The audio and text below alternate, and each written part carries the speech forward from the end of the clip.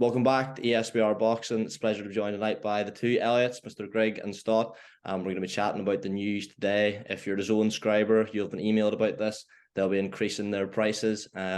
First, you've got the flexible pass, which is $19.99 a month. You've got the monthly saver, which works out as $9.99 a month. And then you can purchase it annually, which works out at £99.99 for the year, which still works out at £8.20. So all three more expensive than the $7.99 currently on offer. Come to you first, Elliot Greg. Now, I know you're a big KSI fan and you would forego your mortgage payments if it meant getting to see him there in action. But if you could look at this from a purely traditional boxing standpoint, what was your reaction when you saw the news today? I was actually quite sad, to be honest. With my first reaction, simply because I was a Dazn subscriber previously on the $7.99 tariff until there was no fights appearing on it for quite a while that I was interested in, and then left it and then haven't actually resumed it. But the reason I was sad is because it reminded me really of like when it first came in, it was something quite fresh, and you thought there's actually got a good chance to kind of revolutionise the way you sort of watch boxing, engage with it. But it just seems like over time, the same sort of problems that you see in other networks. I mean, there's other like channels that you had sort of, £5 a month subscribe and something. Satanta was doing like something similar to that back in the day. The other box channel that they had on not on Sky, but it was on, it was on cable and everything, which was £5-7 a month or something. Just fell by the wayside. And this, you kind of thought, okay, so they've got so many big names on it now, and they've obviously got like Matchroom involved and everything. This could be a real chance of something kind of quite revolutionary and something a bit better production than, like some of the more domestic and sort of traditional channels that don't necessarily prioritize boxing. But it just seems like with this, it's just almost like a money grab, really. And I don't personally see how it's going to work unless you're kind of capturing a lot of those casual audiences for maybe like a Joshua fight, or like say my man KSI, shout out to KSI, shout out to his drink. Then obviously like maybe you get some people paying the £20 then, but I just don't see like generally from a boxing standpoint, like boxing, the more hardcore boxing fans going for that flexible £20 purchase, frankly. Yeah, I think that was sort of the sentiment we saw on social media from, I was going to say 90% of people, but it was literally 100%. I didn't see any sort of positive or understanding reaction. What about you, Elliot Stott? Are you going to anything different, or are you in sort of agreement that this doesn't seem like the best move and obviously hasn't gone down particularly well?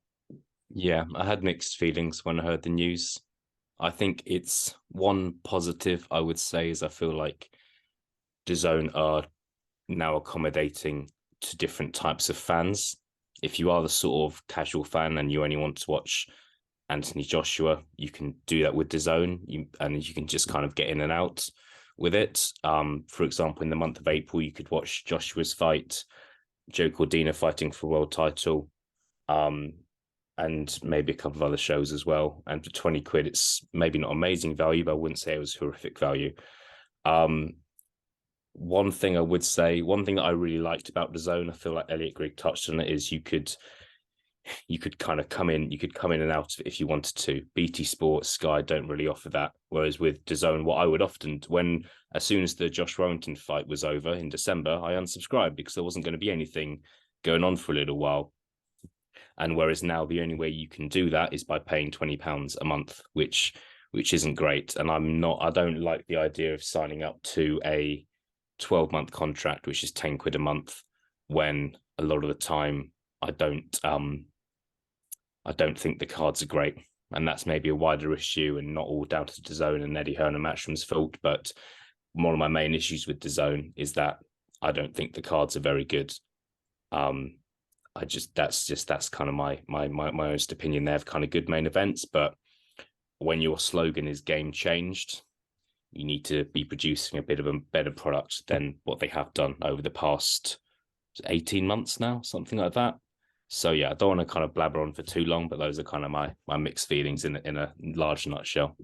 I think that's a really, really fair analysis, to be fair. I think the main thing, as you pointed out, is like the lack of flexibility. I mean, £20 a month in particular, to have that option of, as you say, coming in and out when you want, and when the schedule picks up a bit, just seems a bit egregious to me. What I was struck by as well is, often wonder who makes these decisions at Dazn in terms of to announce that the same day that they've announced their schedule, which I think is a decent schedule. I think it on its own would have went down quite well on social media, but now no one's really talking about. I know we already had Lee Wood, Lara, but Taylor Serrano too, AJ Franklin. People are just talking about the price hike. Just wanted to get your thoughts on that. I'll come to you first this time. I'll stop. Yeah, interesting PR move. I'm sure DAZN have got a PR team who would have thought thoroughly about that. So yeah, it's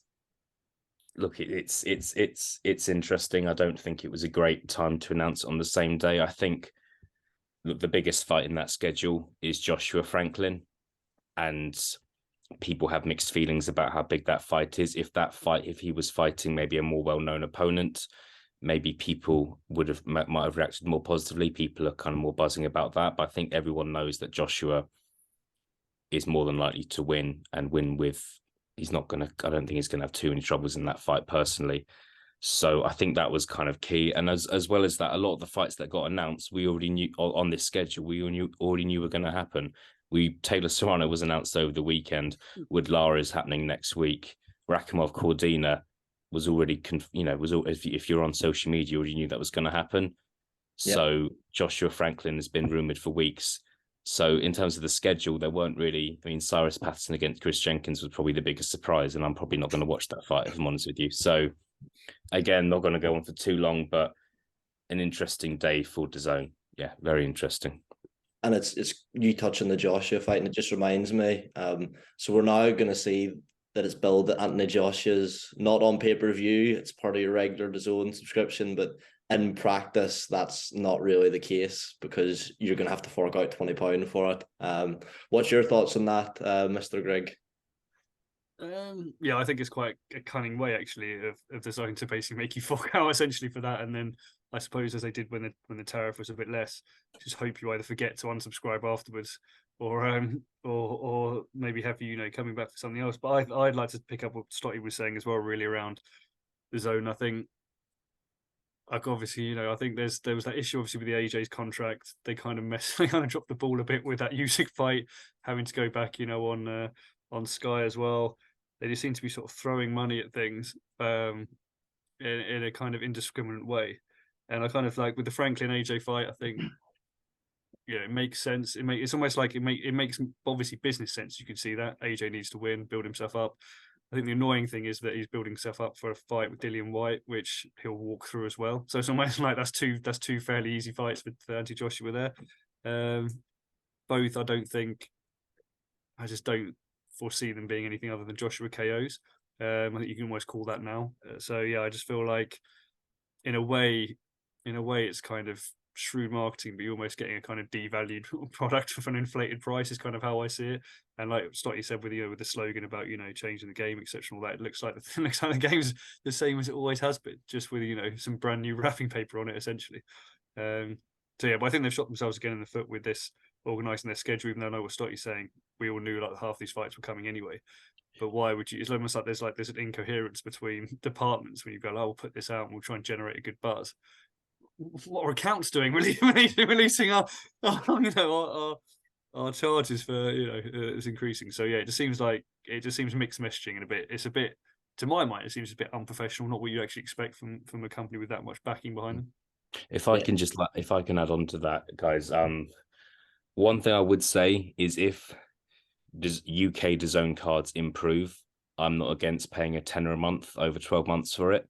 It's just at the moment, I can't justify signing up for that because I'm not going to do that. If 1 month it's great and the next 3 months it's shit, then I'm not that much of a mug when I'm kind of going to do that. So that's where I kind of stand on it. This we're not kind of like an anti-DAZN outlet. We're not anti anything really. It's just I think we just kind of want to see better cards, and if they improve, I'm actually okay with that. But if we've got the same sort of cards that we're getting now, i.e. the Callum Smith main event, not great. This event happening in Newcastle, what's the Joshua undercard going to be like? I would like to think it's going to be decent, but it's probably not going to be. But if things improve, I'll be more positive about it. But at the moment, it's just, yeah, it's not enough.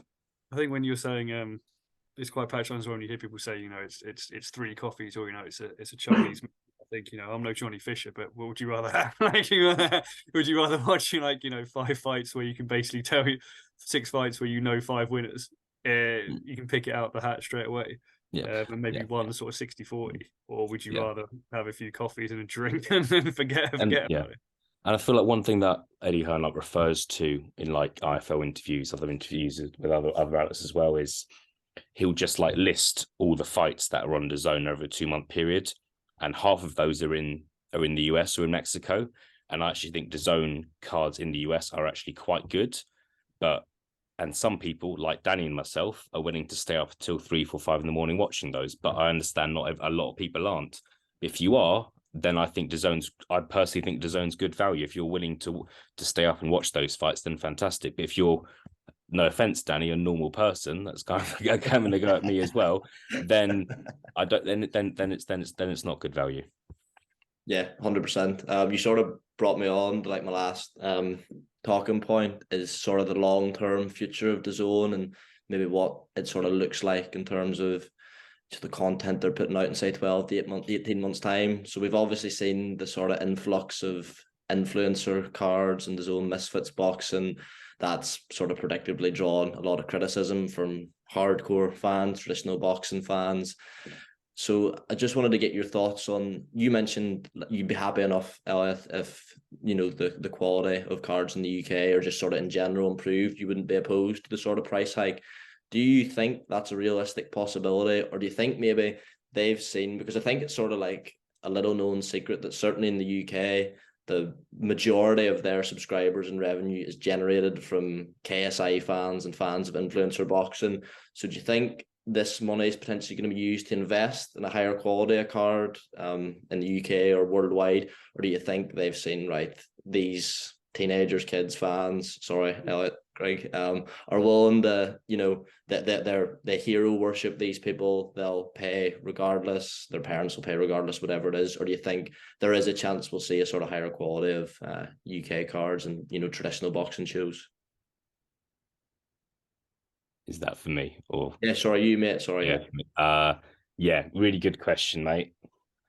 I'm not going to really provide a good answer. I'm not sure where it's going, but I just think that, as you mentioned, these Misfits events, a lot of people are watching them, and a lot of people will subscribe to DAZN just to see them, and they're not going away.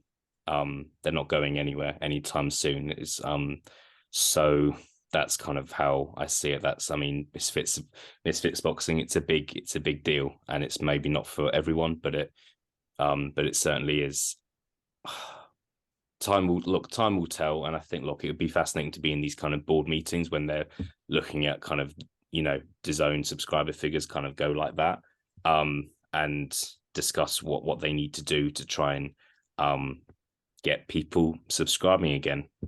And I'm not against Misfits boxing. I'm not going to watch it myself, but I just hope that there's an understanding that Callum Smith, who's the former Ring Magazine champion, one of the best super middleweights in the world at a time, is fighting someone who I don't think any of us would have heard of, is not acceptable for £10 a month or £20 a month or whatever. That needs to be identified and that needs to be improved. And I think one final point I'm going to make: DAZN have there are other players in the market. There's a lot of competition. 5 years ago, Frank Warren shows were shit, and there was nothing else really. It was the odd Hennessy show, whereas now Frank Warren shows, in my opinion, have improved. Boxer is now a thing. There's the odd Wasserman show on Channel 5, which is obviously free. So I think DAZN, there's a lot more Eddie Hearn and Matchroom. There's a lot more competition than there was, and that's why we kind of expect more as fans. Whereas it feels like there's more competition, but Matchroom shows have decreased in quality. So yeah, longer answer there, but that's kind of my opinion on the whole thing. Yeah, interesting. You mentioned sort of the change in status or whatever in terms of the fall off of Matchroom shows. The only thing that would sort of cause me concern in thinking that we might not see a great deal of improved is, in recent interviews, you've seen Eddie Hearn saying about potentially in the not too distant future wanting out to boxing. So like, how much desire is he going to have to like invest heavily and sort of, because I don't think over the past 12 to 18 months, I genuinely think he's been second, if not third, in terms of purely shows in the UK, like especially when you look at the start we've had to this year. So how much desire is really going to be there for him to like, put more money into it and get back up the top spot where he was maybe 3-4 years ago. Just you, Mr. Greg, are you do you have any degree of confidence that we're going to start seeing, Joshua Wilder as part of your DAZN subscription, or do you think sort of the trend we've seen over the past 6 to 12 months is going to continue? I've got no confidence in seeing Joshua get with anyone that can damage him. But I think like there's almost an alignment, I suppose. Well, there's a correlation really between, I think, Eddie Hearn's kind of reluctance to invest actually in kind of that boom period for Joshua coming to an end. I feel like obviously, and also there's that hunger point that you were making as well, which is very valid. When Eddie Hearn first came in, he had like Froch, had all that obviously kicking off. I mean, he had obviously Audley Harrison at some point. We had that good run with Froch, Darren Barker, those sort of Kel Brook initially before he was sort of mismanaged and thrown in with Triple G. I think like that was a good run. Hearn was hungry then. He's putting on reasonable cards at that point. One of the things I would say in answer to Elliot Stott's point, and I actually agree, that I think you watch a boxer card, you get more competitive fights, you get more actual enjoyment from watching it. Yeah. Frank Warren's also improved, but where I still think Matchroom own the kind of market is the way where they've kind of marketed their fighters. Like if you look at a Matchroom card, don't get me wrong, you've not heard of the B side, but you've heard of every single one of the A side. Whereas you go into like a boxer card sometimes or a Frank Warren card, and you're like, who's this? Who's this guy like 3-0? Like, there's no interviews, like nothing about him, sort of thing. Whereas with like even with guys, you've seen Eddie Hearn even building like guys like Dalton Smith, all those guys coming through that you've seen them built, you've known them, you've seen them on cards. The Ufai guy, like brothers as well, you've seen all these guys sort of coming through and you've been introduced to them. Look what he did for Dave Allen, for example. He actually like made him a household name.